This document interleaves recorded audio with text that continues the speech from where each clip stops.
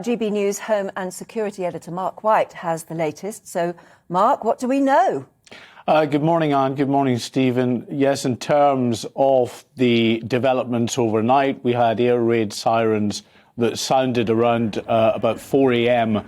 in the morning, Ukrainian time, in the capital, Kyiv. Those air raid sirens preceded by a number of missile strikes, a very significant number of missile strikes, according to Ukrainian authorities. Now, there are pictures starting to emerge of damaged residential areas in the capital. There is also reports of an aircraft that is down. Again, there are pictures that are circulating showing an aircraft that's down. What we don't know at this stage is whether this is a Ukrainian aircraft or a Russian aircraft. We know, according to the Ukrainian military yesterday, that they claim to have shot down a number of Russian helicopters using British-supplied missile systems, these shoulder-launched missile systems that they were given by the UK in recent weeks. There was about 100 UK soldiers, actually, in Ukraine to help out the Ukrainians in the training of these systems. They have them, but that's it, really, as far as any military assistance from the West is concerned, because, of course, as you know, Ukraine is not a member of NATO.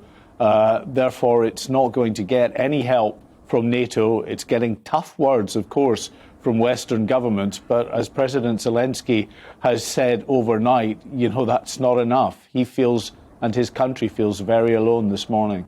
Yeah, I mean, there's a huge amount of frustration, isn't there, Mark, from President Zelensky, but it's very difficult to know, without engaging Russia directly, what the West can now do.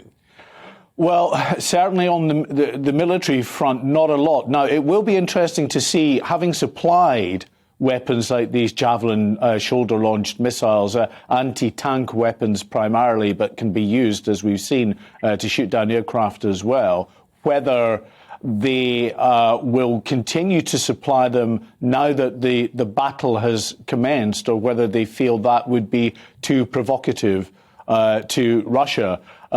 So what is happening in the meantime is that the UK, the US, France, other allies are bolstering their presence in Eastern Europe. And they say that, you know, the irony of this, of course, is that President Putin says he is so exercised about the ever eastward expansion of NATO. Well, he is now getting a massive NATO presence as this alliance, which felt so unloved under the years of Donald Trump's presidency, now feels reinvigorated and reunited, is bolstering their defences in NATO Baltic states, in Poland and Romania and Lithuania and the like.